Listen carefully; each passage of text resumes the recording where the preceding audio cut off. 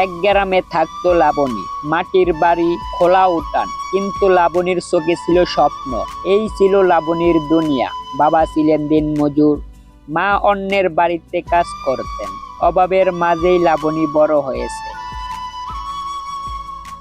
কিন্তু তার মনটা ছিল খুব নরম, খুব স্বাভাবিক।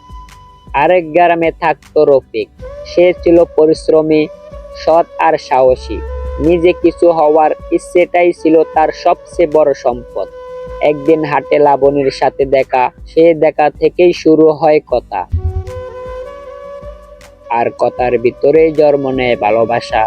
দুই গ্রামের মাঝখানে ছিল একটা কাঁচা রাস্তা। সেই রাস্তা দিয়ে রফিক হেঁটে আসতো শুধু লাবণীকে এক নজর দেখার জন্য।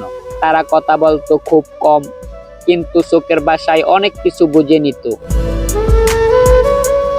কিন্তু গ্রাম মানে শুধু ভালোবাসা নয়, গ্রাম মানে সমাজ, লোকের কথা। ছেলেটার কিছু নেই, এই কথাটা লাবণীর কানে বারবার বাজতে লাগলো।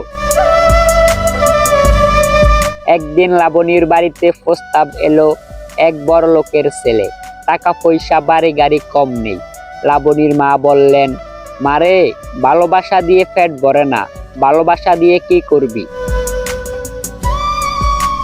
এই কথা শুনে লাবণী কান্না করতে লাগলো, কিন্তু তার কান্নার দাম কেউ দিল না। রফিক খবর পেয়ে ছুটে এলো, শুধু একটা কথাই বলল, আজ আমার টাকা নেই বলে তুমিও আমাকে ছেড়ে গেলে। বিয়ের দিন লাবণী লাল শাড়ি পরে বসেছিল। লাবণীর চোখে ছিল না আনন্দ। আর সেই দিনই রফিক গ্রাম ছেড়ে চলে গেল শহরের দিকে, নিজের ভাঙা স্বপ্ন বুকে নিয়ে। লাবণী আজ সংসার করে, হাসি, কিন্তু সেই হাসির ভিতরে কোথাও একটা শূন্যতা রয়ে গেছে।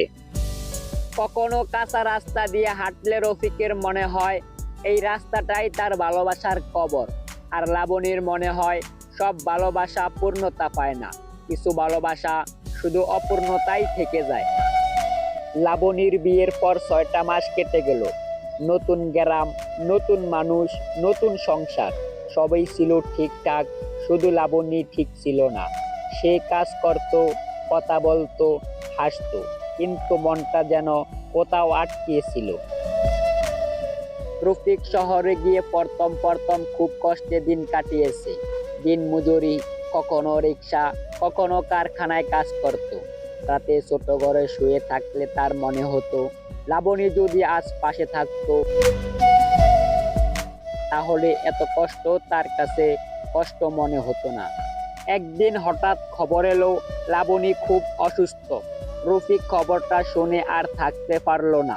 সে জানতো দেখা করা মানা, কথা বলা মানা, তবুও সে গ্রামের পথে রওনা দিল।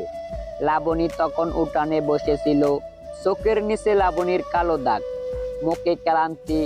রফিককে দেখে সেই প্রথমে বিশ্বাস করতে পারেনি। দুজনেই চুপ করে দাঁড়িয়েছিল। অনেক কথাই বুকে জমেছিল, কিন্তু বের হবার পথ পায়নি। রফিক শুধু একটা কথাই বলল, আমি দেরি করে ফেলেছি, তাই না? লাবণী চোখ নামিয়ে বলল, কিছু জিনিস সময়ের আগে শেষ হয়ে যায় রফিক।